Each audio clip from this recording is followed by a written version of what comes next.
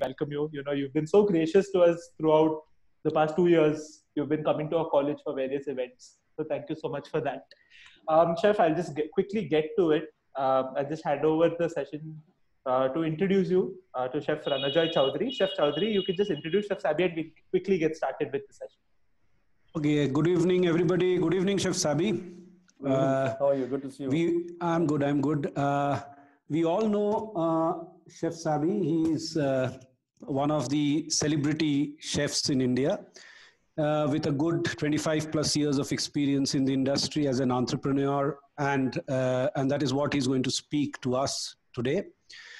Chef Saby has also been awarded the President's Award for being the best chef in the country. And he also heads the Young Chefs Forum, and through which he is involved in training of more than hundreds of chefs every year. We welcome you, Chef Saby. It's been a great pleasure to have you over here. Won't take much of the time, and I'll hand it over straight away to you for your session. And the stage is yours, Chef Saby. Thank you very much for agreeing to do this webinar with us. Thank you so much. Chef. Thank you, Chef. So, Chinmay, should I go? Go ahead. Yeah, absolutely, Chef. Floor is yours. So thank you so much, guys. I think Avril called me a few weeks back, and he's one persistent man. When he becomes an IS officer, I hope he will become a nice and a diligent one and not a corrupt one. He's one of your seniors. I don't know, boys and girls, if you know him. You look him up. He's a sweet guy, and he's an amazing person. And I think pretty much on his insistence, and then Chinmay connected with me.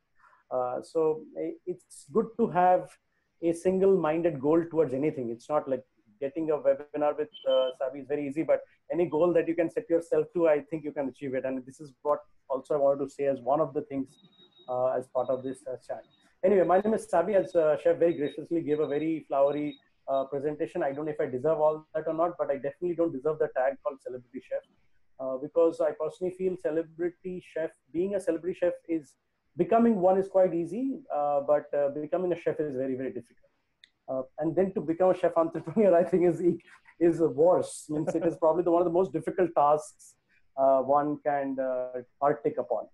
Okay, we'll come back to why not a celebrity chef towards the end of the chat. We'll have a fun, light-hearted chat on that. But the first 5 minutes, I promised that it is going to be serious. It is going to be something that would help you shape your career and your ideas and opportunities.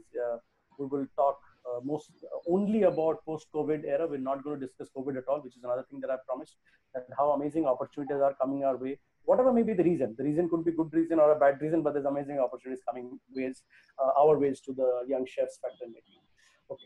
Now, quickly to tell you about myself is that, I have worked long years in the kitchen. Chef mentioned 2025. It is actually 30 almost now. I am from the 91, 92 batch, hotel management. Then I've been working while I was in college and continued to work. I've hardly taken a break. It's not because I'm saying that I work hard. It's just because I enjoy my work so much.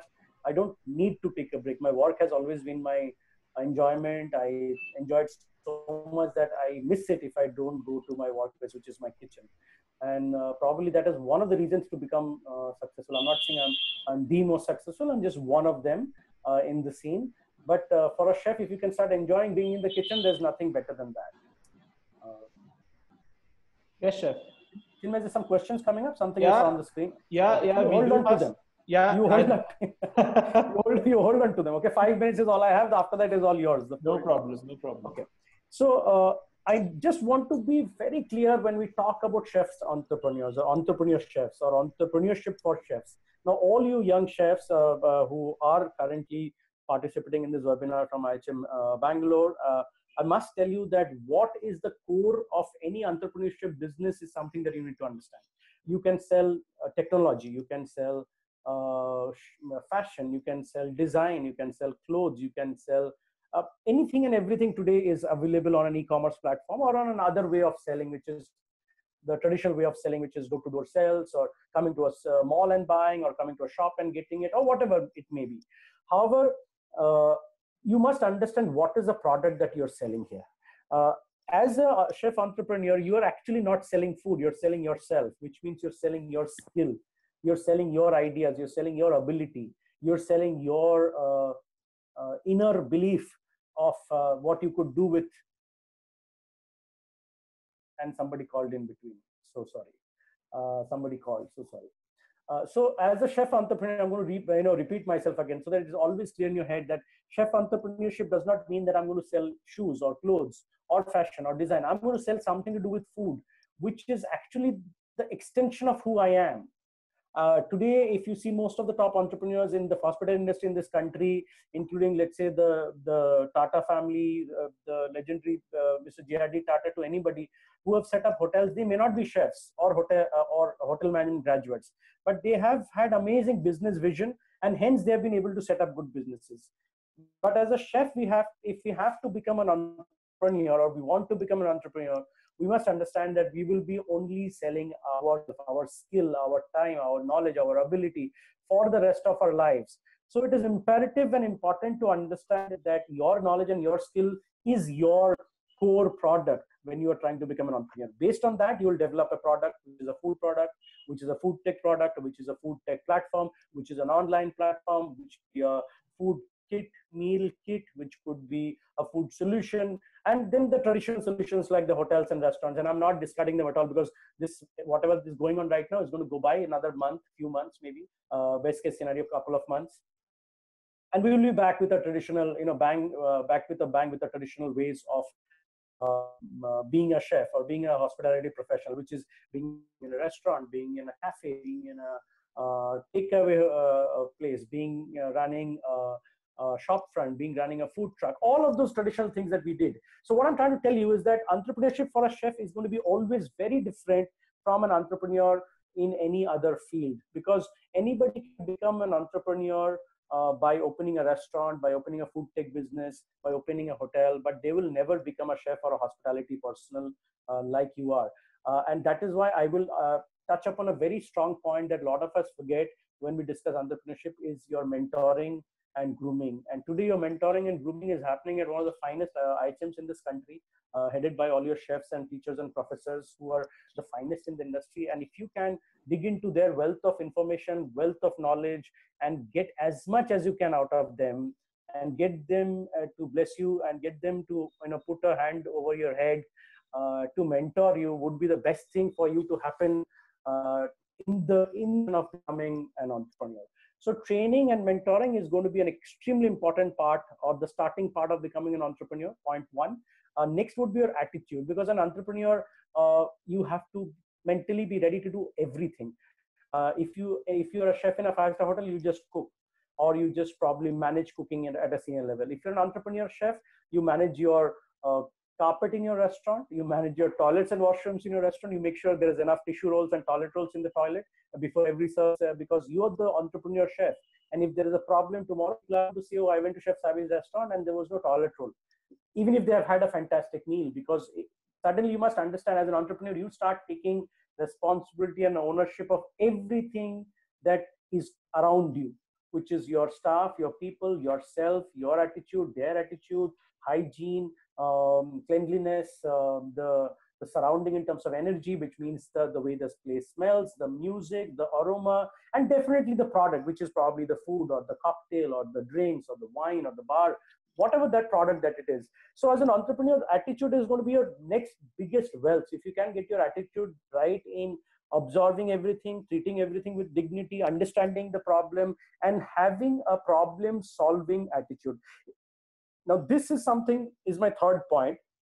Connected to my second point is a problem solving attitude, or a problem solving aptitude, I would call it. In India, we are largely coming from families, middle class, low middle class, upper middle class families. And if you notice, we have come up with a lot of hardships, as all of us have gone through hardships. Not that it has been easy for anybody, and maybe things are slightly easier, but again, with the current scenario, it has become bad again. But let's see, if you look at the time my parents were, which is 50s, 60s, 70s. I was born in the 70s. You guys are all millennial, post-millennial, Gen Z, beyond that. You probably haven't seen that hardship, but hardship is part of life. And how do you counter hardship is not by money. You counter hardship by coming up with intelligent solutions of these problems. Like today, the whole world is looking for solutions of how to fight post-COVID food, necessities. And I'm going to share a few things in my next point, and then I'll pass it over to Chinmay and taking up questions, is to solve problems. You will always have problems. We all have problems. Our life will be full of problems, but how you solve it and turn that into your advantages and abilities is how successful you are going to be as an entrepreneur. Now, of course, the P&L is important. So you have to study your accountancy second year. As much as I know you will hate it, but you don't have a choice. You'll have to learn how to do a P&L. You have to learn how to do Excel, profit and loss in Excel. We used to do in writing in a piece of paper. Now you have to do it in Excel. So it's actually become slightly easier. You'll have to know return of investment, ROI. I don't know if they taught us, maybe there was a chapter on ROI, I don't remember, but yes, you have to learn ROI, because as an entrepreneur, even if you get 1 lakh investment, 1 crore, 10 crore, 100 crore, you have to return it to somebody, be it your own money taking from one pocket going to the other pocket, be it your father's money coming from his pocket to your pocket, be it your investor's money coming from somebody else's pocket to your pocket. Something has to always go back again, which means ROI, return on investment. So if you don't have the ability to come up with solutions in every problem that you will face, and there will be problems, smaller problems, bigger problems, monumental problems, problems that will look like a stumbling block, but your aptitude of solving a problem would make you an entrepreneur. Now, what will make you successful? Somebody will find a very complex solution, will go around the block, and will come up with a solution after spending a lot of time, a lot of money, and maybe it will be hit and try solution. And you are somebody who thinks like really like, because you have the correct attitude, looking everything is crystal clear in front of your eyes. You see things like a matrix in front of your eyes, and you come up with a solution like bang, that you have a solution that's like a matrix. You apply that solution, things solved. We move on to the next one. There will be another one. It's almost like how you play, Xbox or video games on screen. I don't really play, but I see from a distance that things are hitting, tang, tang, tang, tang. And that's how you will have to come up with solutions in your life to become a successful entrepreneur. And the last point that I would touch upon is post-COVID food opportunities. Guys, I kid you not, and this is not to just encourage you or to kind of excite you, but to give you really the truth that how food opportunities have increased for people. Maybe it will not be the fine, fancy plated food for a while, because everybody's a little scared to come to a restaurant. We understand that.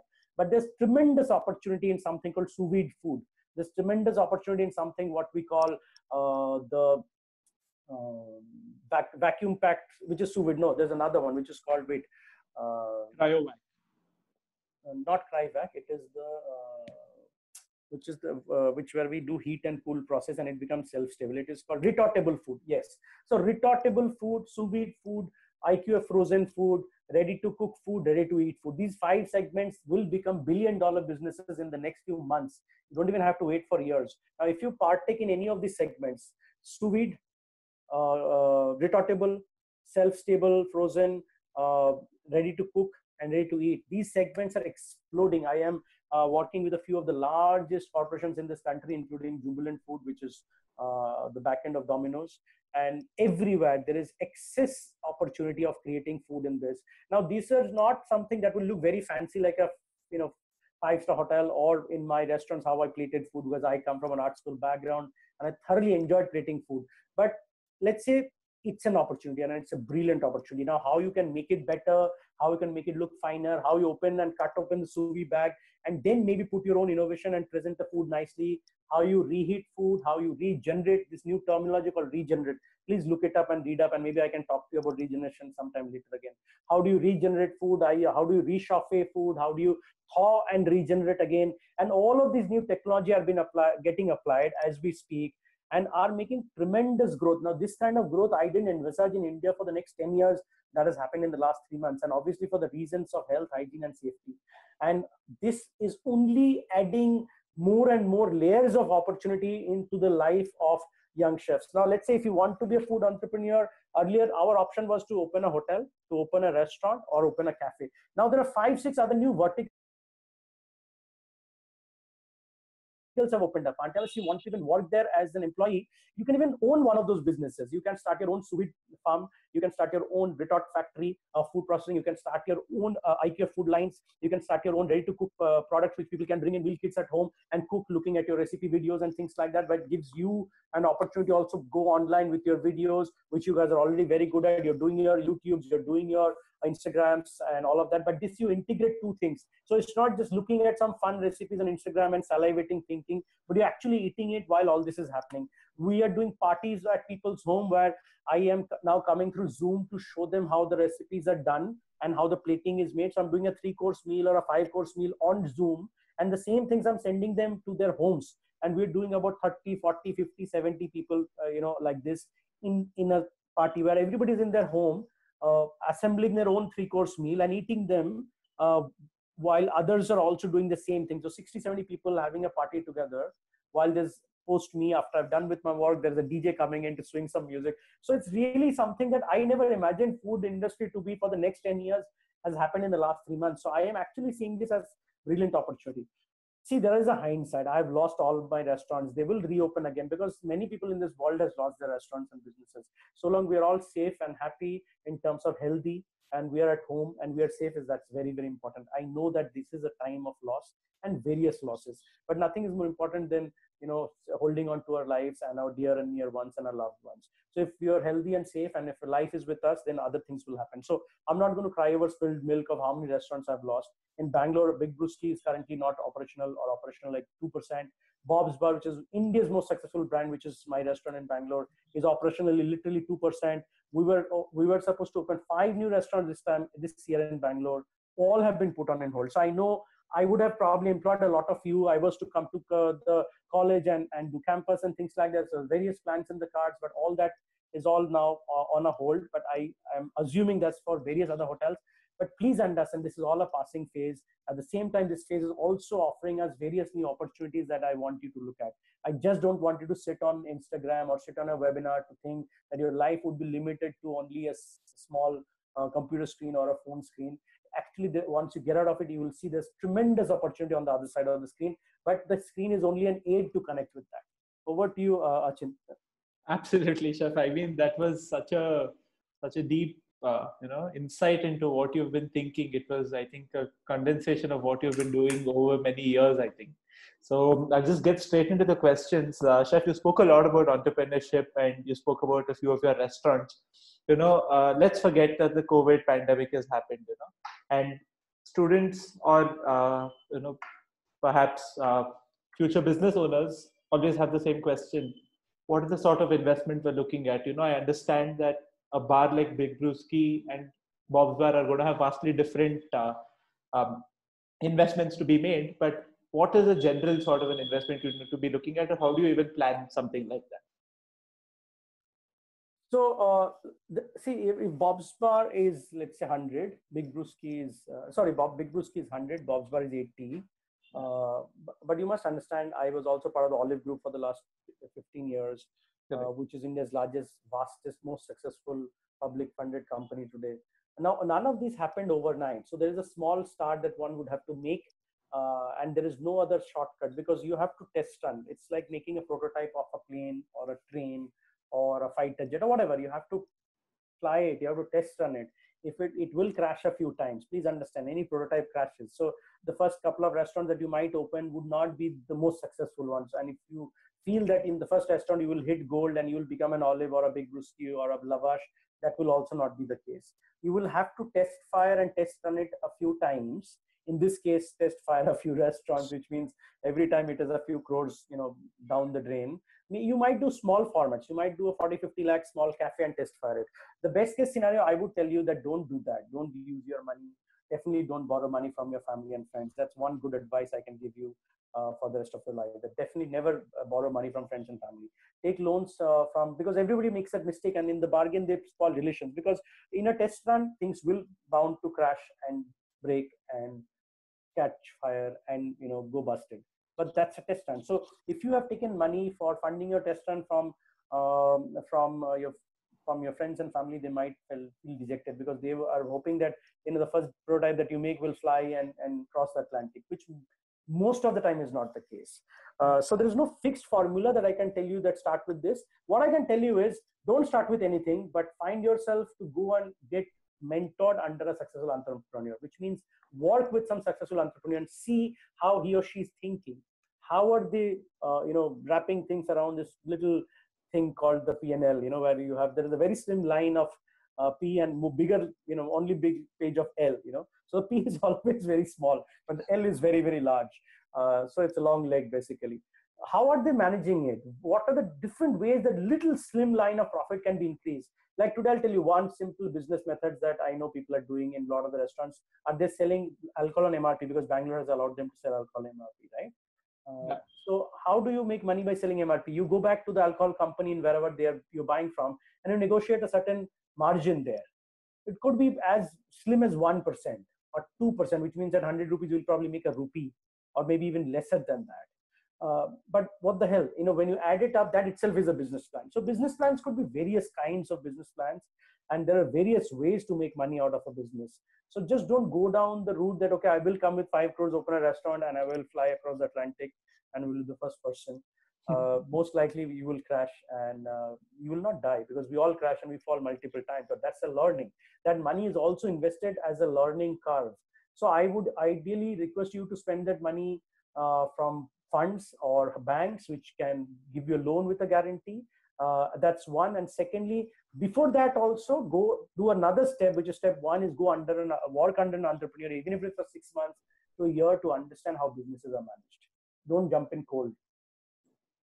That's quite a insight, Chef. So another question, staying on the same money side of things, as you said, a lot of restaurants are funded by a VC or someone, an investor, a chain. How much are these angel funds going to be interested in today's market? So the funds only invest on restaurants where they feel an opportunity. For them, it's a business, right? They don't like to eat the burger at McDonald's, they eat the chicken at KFC, because most of the people who funded KFC are vegetarians. So jokes apart, it's not about the food. It's not about the concept. It's not about how cool the restaurant is or how good you are as an entrepreneur. It's purely about how good are you as a businessman? What kind of numbers are you showing in your bottom line? Because top line, a lot of people show money, but bottom line, nothing is there because you end up spending it. So that's another trick part of entrepreneurship, that you must understand earning is not important. Saving and making profit is much more important. Our company might earn hundreds of crores of profit and finally still end up making losses. So we all get excited by looking at a restaurant and we say, wow, it's so busy and it's earning 50 lakhs a month, 60 lakhs a month, crore a month, 5 crores, 6 crores a month, and things like that. But that doesn't mean that money is actually going down to the bottom line. That money also is getting used in various other things, right? Which is your manpower cost, your raw material cost, your loans, your payments of statutory payments, your licenses. A huge cost is your today rental and property costs. So if you're thinking that because a restaurant is making 1 crore, the 1 crore is going to come home to you and you will become rich overnight, or a restaurant making 1 crore in good times, I'm connected to most restaurants P&L in this country. Long story short, I'll give you one simple answer. If anybody has been able to take out 10 lakh after making 1 crore in a month, would consider themselves like cat's whisker, which means to take 10 lakh profit after a 1 crore sales is almost impossible. You might get 5, 6, 8, very best case scenario, 10 lakhs. You get my point, what I'm saying? So it just making money does not mean it is profit. So there is no such thing that a fund will look at you and say, hey, they're making a lot of money, which means I will make a lot of profit. No, so they will get into your balance sheet. So for an angel fund or anybody to give you money today, they would want credible balance sheet of at least 3 years. Start thinking of going to a fund, give me money, at least have 3 years under your belt as on your balance sheet to prove. Unless it's a tech business, which is like a casino. Tech businesses are like a casino, it's like an online business. It's a great idea, which is like this incubator kind of a concept. You go with an idea and somebody buys that idea. Food is not that. Food has to be touch and feel. Food has to be credibility. Food has to be sustainability. People have eaten your food or eaten your jam or eaten your bread or eaten your online whatever product. It's not like, oh, I've seen an idea of so-and-so chef and I love that idea and I want to invest 10 crores on that idea, which could only be if it's a tech platform. Otherwise, if you are into food entrepreneurship, you'll have to have a very strong P&L to ask or approach a VC. Unless the VC is your, would-be father-in-law. Chef, you've had so many concepts. You've done artisanal cocktails. You've done Poppins Hotel, which was, sort of a Dhaba style. Bob's Bar is for Bangalore. You had Lavash, which is a different kind of food. There's this now new concept of cuisine natural, wherein it's health food and everything. So with your knowledge of food anthropology, do you think it's going to be the future? Do you think people are going to take it up? So Poppins, which was my last restaurant, was actually in the same philosophy. It was a sustainable, regional, local restaurant based on seasonal availability. Now, we can talk about natural food, we can talk about healthy food, we can talk about organic food. All that is very important to talk. But you must understand the nature, Mother Nature, and nature is the biggest thing that we must understand, right? We are here because of Mother Nature, not because of some internet story or not because of some trend set in the US. Mother Nature has chosen us to be here today and be occupying this part of this earth, which means for thousands of years, our ancestors have lived here and eaten off the field in this particular part of the world, which also means that there is a great wisdom in learning what Mother Nature is telling you, which is growing around you. So things that grows around you is what you eat out of, right? So eating natural, more than eating natural, if you can eat from nature, which is seasonal, would be the first step towards eating natural. Of course, then there is, you can avoid processed food, which is definitely not worth eating. Nobody ever told us to start eating processed food. So it's not that Mother Nature told us to eat something out of a bag. I enjoyed eating Lay's chips, so I ate it. I, enjoyed drinking Coke when I was a kid, so I kept drinking it. Now I don't, of course. But so nobody told us to do that. Definitely not Mother Nature. So cuisine natural is something that has given us this life. It is not a cuisine. It is a way of life. If you look at Ayurveda, if you look at Upanishad, if you look at all our Indian old texts, they all talk only about eating natural. And if you eat naturally, automatically become sustainable. And then you make your nature sustainable and you don't go through the mess that we're currently going through. You also automatically become healthy because most of the Indian food recipes, if you see South or if you see East, West, barring the what we call today the commercial, crappy, mainstream North Indian food, which I don't advocate at all, though I live in North Indian and run North Indian restaurants myself. But what we sell in a restaurant called mainstream North Indian food is absolutely utter bullshit. Not that. If you go to homes in Punjab, the food, or go homes in Haryana or homes in UP, the food is so amazingly beautiful. It's like the home food in anywhere in this country. And that food has kept us alive for thousands of years, eating from our around vicinity, from the nature, from the sustainable climatic conditions this Mother Nature has provided us. So Poppins was pretty much based on that. Unfortunately, because of this whole COVID scenario, we have closed it. We will reopen it at some point. And that is purely probably in the direction of what in a trend language you will call cuisine a la natura. I mean, that was quite the answer, Chef, because, we had Chef Barnidharan a few weeks ago, and he said the same thing, that we need to move towards eating food from nature. He gave us an example. Chef Barney is boss.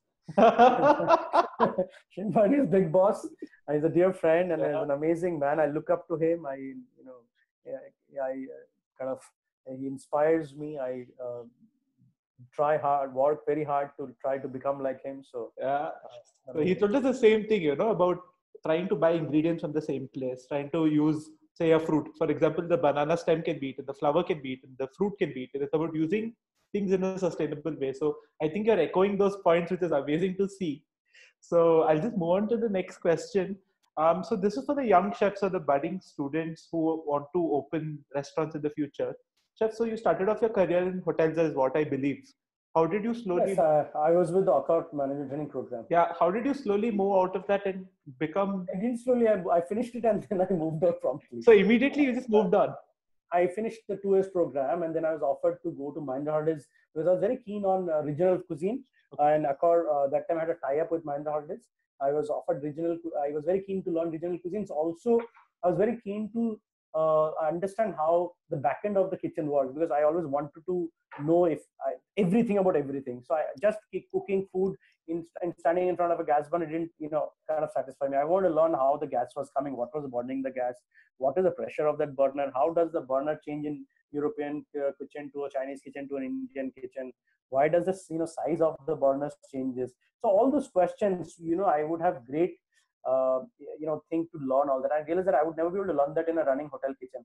So they also had a projects team because it's a new company opening up Mahindra Holidays that time in 1998.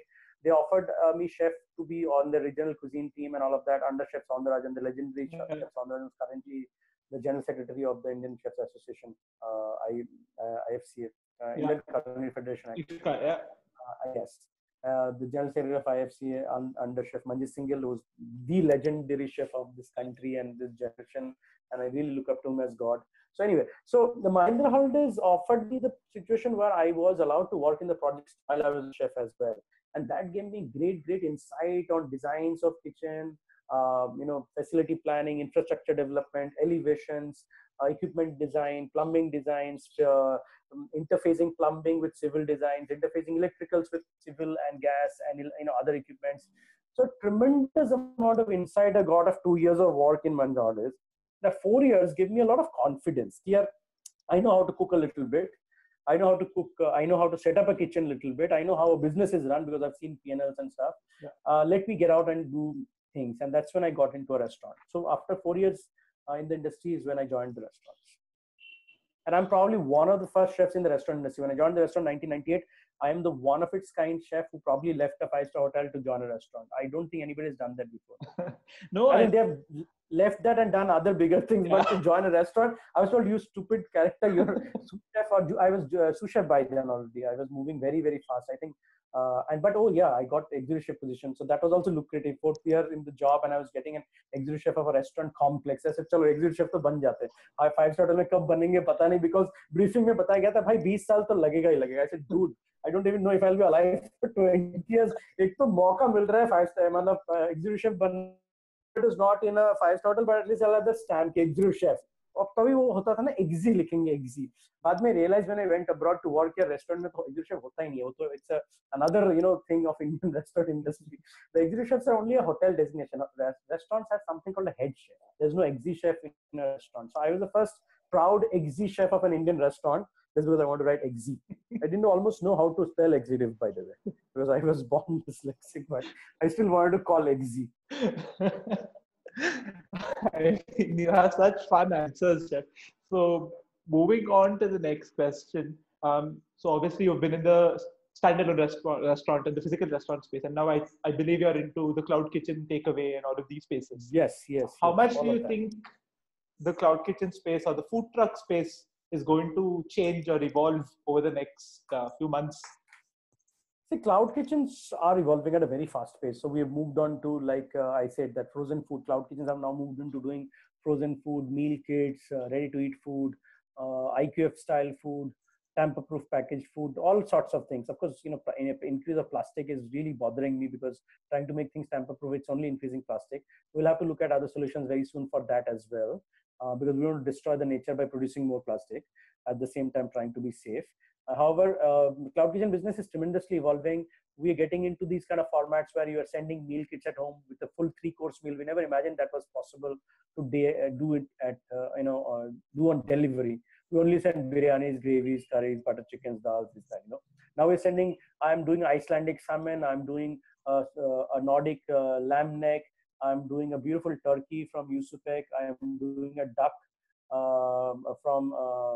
again from Yusupek. I'm doing a poultry from the chicken from US, chicken leg quarters. So all these exotic kind of stuff. Plus I'm doing a lot of desserts, cakes, which is gluten-free, sugar-free, things, because I genuinely believe that people can have intolerances and allergies, and unnecessary having white sugar in your body is basically just asking for trouble. So I'm just going to quickly take 1 second on raising this concern, though it's not connected to your question. But I will say to to all you young chefs, entrepreneurs, if you can practice this in your life and make sure that others around you practice, you'll change various lives, which is white salt, which is refined salt, white sugar, which is refined sugar or crystallized refined sugar, white rice, polished rice, white flour, and white milk. If you can start avoiding them in various ways and start looking for alternative sources, don't have to go organic, but let's say start looking at options like a gur or a jaggery or a bhura. Look at crystal sea salt, like local salts, not refined salt. Look at atta, look at ragi. You have blessed with ragi in Karnataka down south. You have jawar, bajra, millet, all sorts of atta. You have the whole grain wheat attas, maruas, and everything is there. The polished wheat flour, which is what I generally avoid in my meal, and I tell everybody to avoid. You have all the varieties of rice. Even now, I have the red rice from Bangalore in my house that I'm eating. I don't like eating a basmati because, yes, once in a while you love a long grain basmati biryani, but that's a commercially produced rice. You can't eat that every day. So if you can avoid these things and start this to practice this in your own health, and as in practice this in your own everyday diet, it will be healthy for you, and it will also be healthy for people around you. If you practice this in your business, I can assure you and guarantee you, this is the way to go natural, and this is the future of food businesses anywhere in this world, and definitely going to be in this country. So 5 things, guys. You got that 5 points, right? Yeah, we do. We have the session on record as well, Chef. So rest assured your point is made. So this is how it is. So coming back to the food truck. Now, food truck is also something I know India has some legal issues to it, because the Indian municipal issues have parking laws, where you're allowed to park, where you're not allowed to park, and various other things. So food truck is a bit of a tricky thing right now in our country. I love the idea. I would love to cook in a food truck. I know you all must have been seeing all the sorts of fun movies that, on food trucks happening and everything. And it's so encouraging. And then you jump into a truck and clean up things and start cooking up something. And then there's three pretty girls lined outside to, eat your food and take your autograph. I would also love to do that. But yeah, some Indian municipalities are not giving us permissions. But yes, jokes apart, we can park food trucks. So one of the concepts as a new restaurant concept that I'm trying to develop is movable restaurants. I'm not calling them food trucks. I'm calling them movable restaurants. So they can get parked inside societies where there is no parking license issue. So you could be in one society today. Let's say you're at Whitefield, you're in a big gated community, and next day you're at Marathon, you're in another gated community, and then next year at Sarjapur, you're another. So you send it out in one day in advance, and that society gets to know that this movable restaurant by so and so chef will be coming into our society today, and this is the menu, and they can pre-order, and you can bring as much so that there's less wastages and less garbage and things like that. So that could definitely be a very near future. As in, I'm seeing in 6 months that could become a very big scene. So any of you are interested in jumping on top of an old van or an old double-decker bus to convert it into a beautiful food truck, go for it. Just make sure it has 15 years driving license.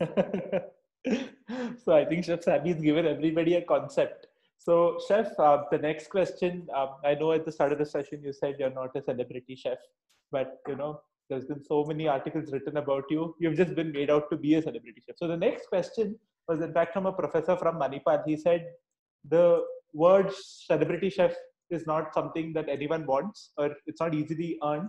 But today Tom, Dick and Harry come and say, oh, we're a celebrity chef via YouTube. So how much does it really affect the chef community and the culinary industry? Because I can't comment on the Tom and the Harry, but I can definitely comment on the Dick. So jokes apart, when you're all grown-ups, don't laugh. Huh? This is not that Dick. It's an F Dick, the knife company, what you're thinking. Yeah. So F Dick is the best knife company from Germany. Look it up. It's one of the finest handmade knives in the world.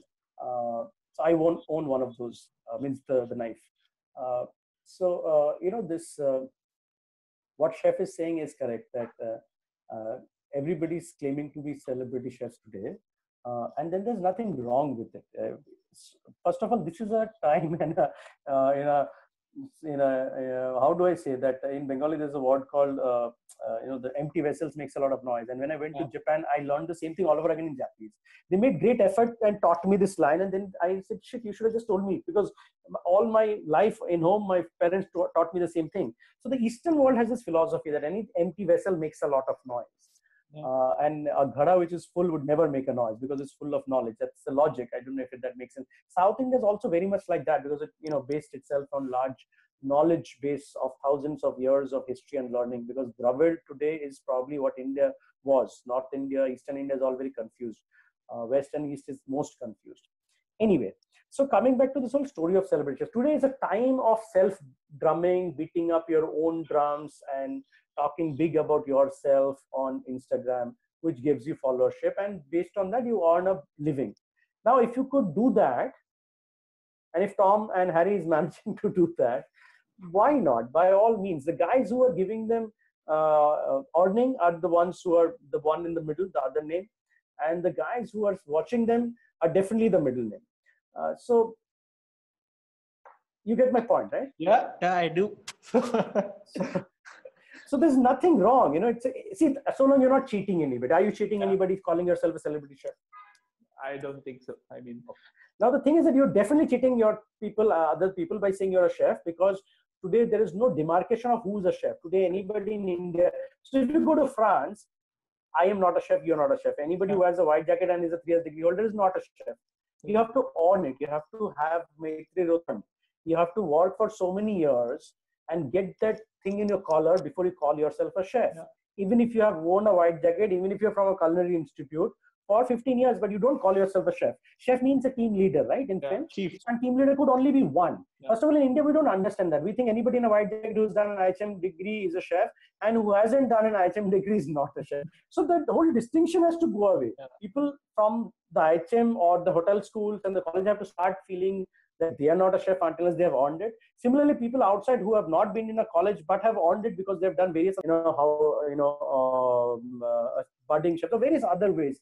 There is no way you can stop anybody on doing something in today's day and age, so long that person is not cheating you or fooling you or making, something bad out of it. So in my mind, if somebody, him or her, because today is a day of Instagram and you can get 1 million followers by dancing on TikTok, what's the big deal if somebody wants to call themselves a celebrity chef and cooking a few video and make some money out of it, making an honest living, right? You're not cheating anybody by making that.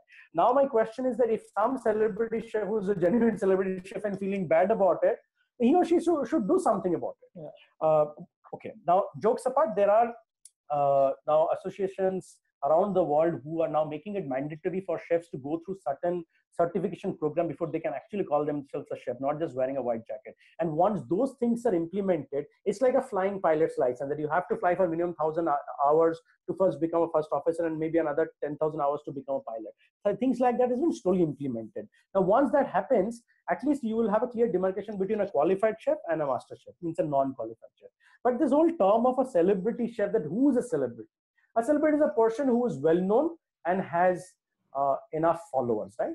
Yeah. Correct me if I'm wrong. Yeah, I think that's the norm today. It's all about your social presence, is what. Yes, so a celebrity is a well-known person who has a lot of followers. Yeah. Now, if a person has a lot of followers, automatically him or her is a celebrity. Whether he or she then decides to call themselves a chef, very tough to say. I own the word chef because I've cooked and you've cooked in a kitchen, but you've cooked in a home kitchen. So unless there is a certain certification, just an IHM degree and wearing a white jacket can't make you a chef. I am an IHM graduate and a very proud one at it, but I will say this very simply to all of you, that just becoming an IHM graduate and wearing a chef coat does not make you a chef. There are various other things that would have to go in. So, and then again, it is very difficult to then say what are the other things. So that is why IFCA, which is under Chef Banji Singh's Gill's guidance, that we've launched these programs of certification by which you can certify yourself as a master chef, as a chef de partie, as a sous chef, and then head chef and executive chef. And that is what is now going to become, which is going to separate the water from the milk or the whey from the milk. Yeah, I think that's a great analogy, because I think we all fail to understand what's the difference between a cook and a chef, as you said. So anyone who sort of has cooked a little bit becomes a chef in their eyes. But again, as you said, I think it's a good initiative by IFCA and Chef Manjeet Singh and yourself. So that brings me to my next question, Chef. You're the president of the Young Chefs Forum of IFCA. So correct. After this whole FD Kuala story, I don't think I'll be anymore kept as a president.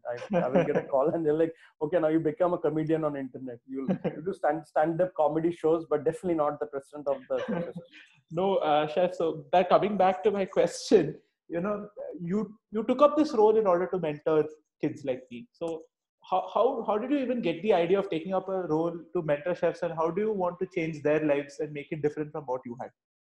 So I was an executive chef at 25 of a large F&B facility which has multiple restaurants, fine dining, cafes, nightclub, and banquets. And it was doing about 80 lakh sales in 1998, which is amazing. As an 80 lakhs in 1998 is probably 8 crores today, maybe more. I don't know how much.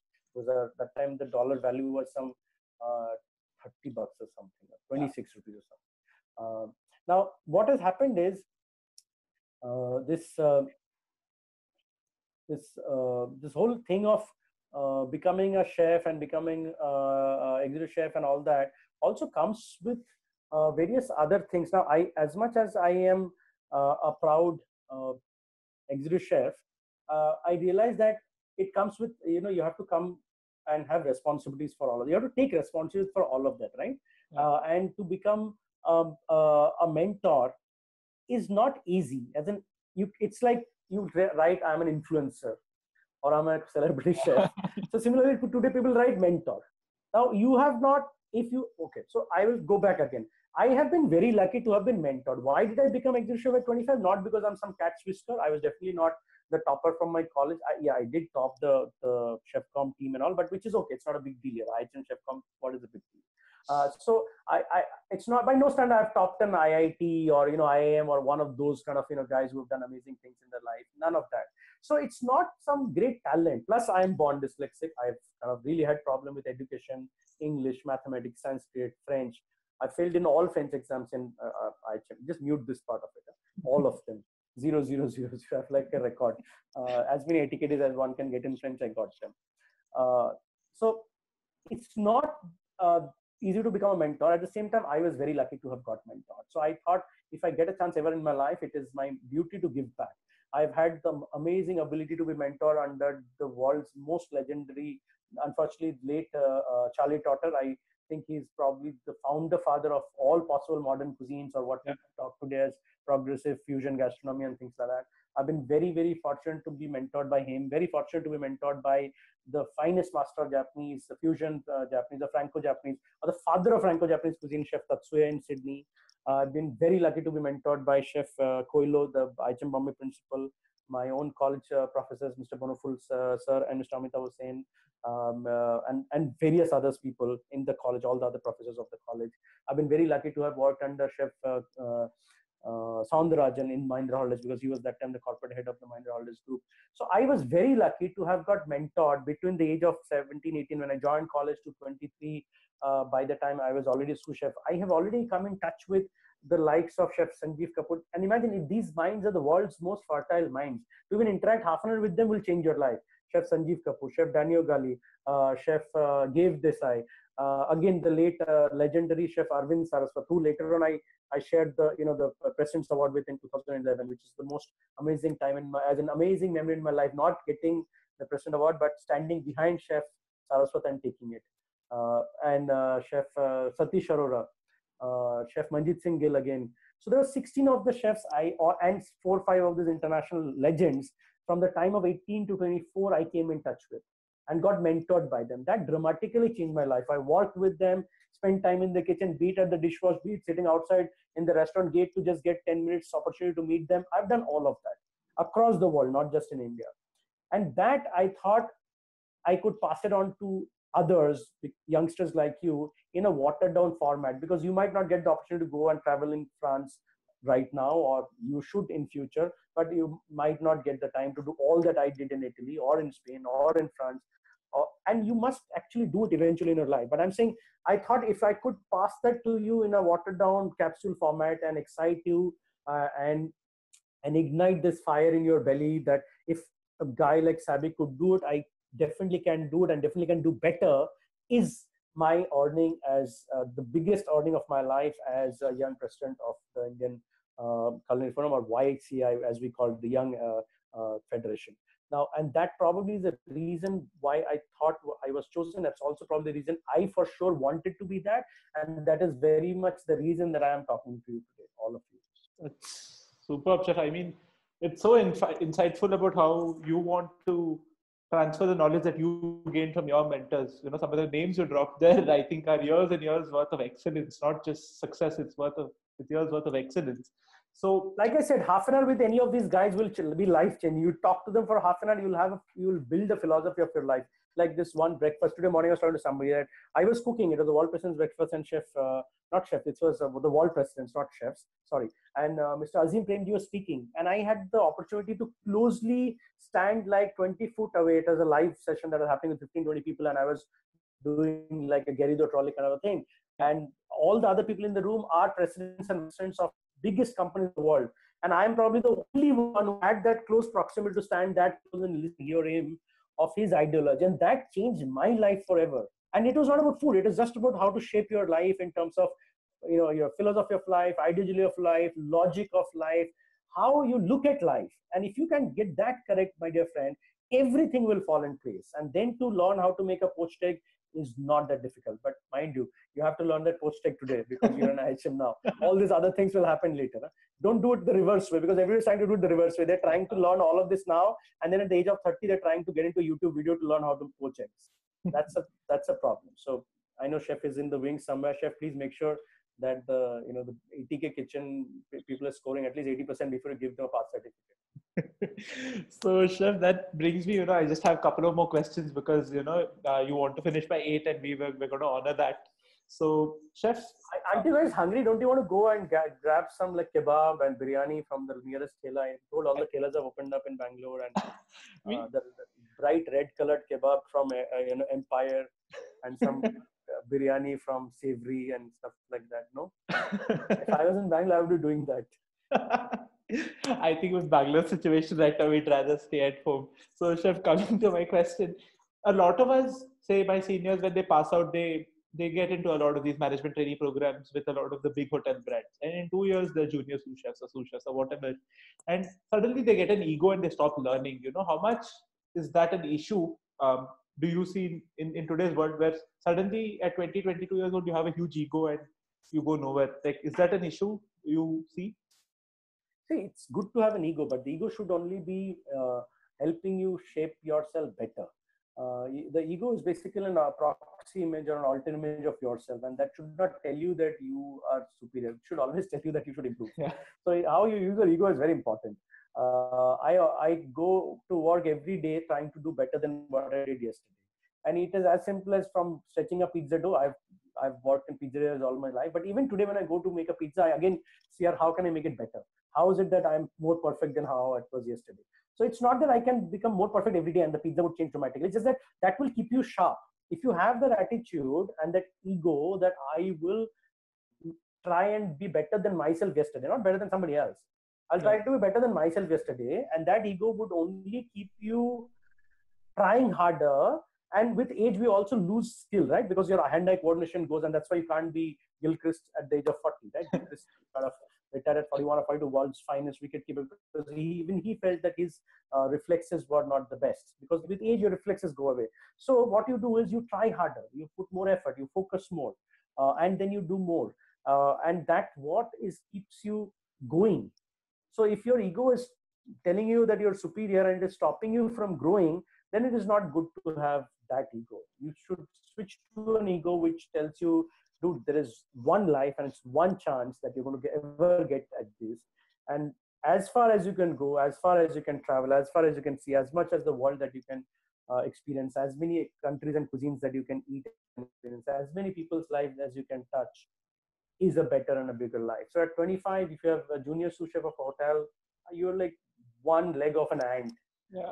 You're not even the butterfly. So I would hope you become a butterfly and fly and travel the globe and get to experience all the beautiful flowers in the world. Absolutely, Chef. So final question. We have 5 minutes, and I think the last part of your answer is going to be the start of my next question. You got the leg of the ant, right? Yeah, we got the whole thing. So don't tell that to all the other seniors of yours who are already sous chefs or stop chatting with me because I call them leg of the ant. No, sorry, it's a leg of the dead ant. Yeah. So Chef, so you said you got an opportunity to travel and to see things. So traveling is one thing, but also understanding the cuisine, understanding the culture, getting a perspective is a whole other thing altogether. So how do you get perspective? How do you look at something in a view of an entrepreneur, or how do you incorporate certain things into your food every day? So, see, perspective is a personal balance, right? It's very much like you rightly said, it's almost connected to a previous question or your previous question of the ego or the alter ego or the proxy ego or the proxy self. Perspective towards life is something that you develop, and a lot of us are very blessed to be born in this country where our parents have brought us with great culture, great education, which is not the case in most of these other countries. Of course, a lot of it, we're losing it today because of the euphoria of various other bullshit around us. But we have been brought up with great clarity in our heads. Go back home, dig into the past, talk to your grandparents, parents, whoever are there, and try and get as much insight on clarity of how they live their life. By having a smartphone and having connected on internet and putting up to YouTube videos is not going to change us or make us any different than we were in the past. Somehow all these virtual things are getting us confused or making us confused. I'm not saying shy away from technology. I'm not saying shy away from YouTube. I do it myself. And hey, that reminds me, please kindly follow me on my Instagram, and I'll keep giving you good and bad advice both, and maybe more fun jokes. So yeah, coming back to the perspective.